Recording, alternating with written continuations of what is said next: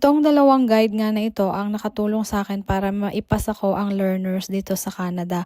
For today's video nga pala guys ay isasama ko kayo para mag-take ng learners or driving license dito sa Canada. Ang first step nga pala guys na gagawin para makapag-drive ka ay ang maipasa mo ang learners dito sa Canada or yung student permit kung tawagin sa atin sa Pilipinas. Yan, habang naglalakad nga tayo, ganyan ang weather, napakaganda ng view, ay nagre-review na rin ako ng mga sign kung natatandaan ko ba.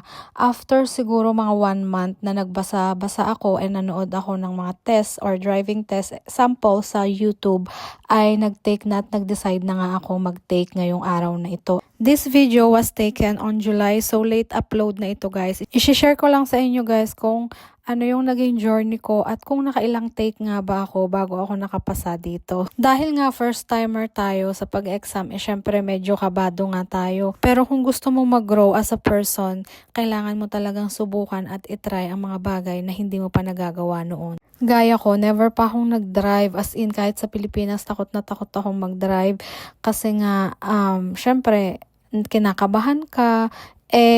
Ang kaibahan naman kasi dito sa Canada is parang madali siyang gawin dahil nga malalaki yung kalsada nila and hindi masyadong crowded at hindi maraming uri ng vehicles ang makikita mo sa kalsada, hindi gaya sa atin sa Pilipinas. Pero ang kagandahan naman sa Pilipinas is maraming kind ng transportation, so mabilis kang makakarating sa mga pupuntahan mo. Dito kasi sobrang hirap, ang lalayo.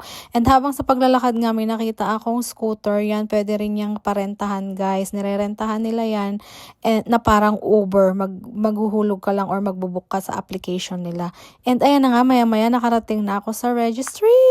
Ito yung pinakamalapit na registry sa lugar ko, kaya dito naman na ako pumunta. Ayan na nga, pagpasok ko nga dyan, ganyan ang magiging itsura niyan sa loob. And may nakalagay dyan na sign kung magkano yung car rental, kung ready ka na for road test, yan for $75.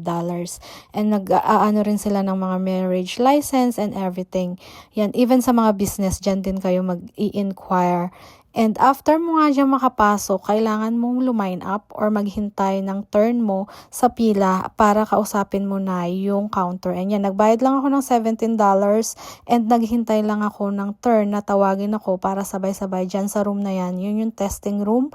Kukulong kayo dyan, walang cellphone, walang bag na dapat naka-open, lahat naka-turn off. And habang naghihintay nga ako, sobrang kabado na. And after noon, ayan na nga, tapos na ako. And guess what? For the first and second take, ito yung result guys. Bagsak ako guys. Sad to say guys na bumagsak ako on my first take. And sa pangalawang take ko, inulit ko siya. Friday that time, inulit ko siya ng Monday, is bumagsak na naman ako. Nung first take ko is 16 ang nakuha ko out of 25.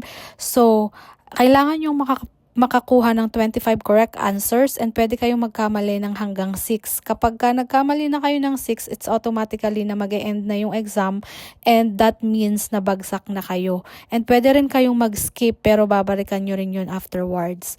And yun nga, after a week, pagkatapos kong maibagsak yung dalawang take ko, nag-take uli ako ng after a week and sineryoso ko na talaga and I got it finally for the third time. Ayan, kaya naman sa lahat ng mga magte-take dyan or mga bumagsak na, okay lang yan guys. Mapapasa at mapapasa nyo rin yan. Kaya naman guys, see you on my next vlog. Bye!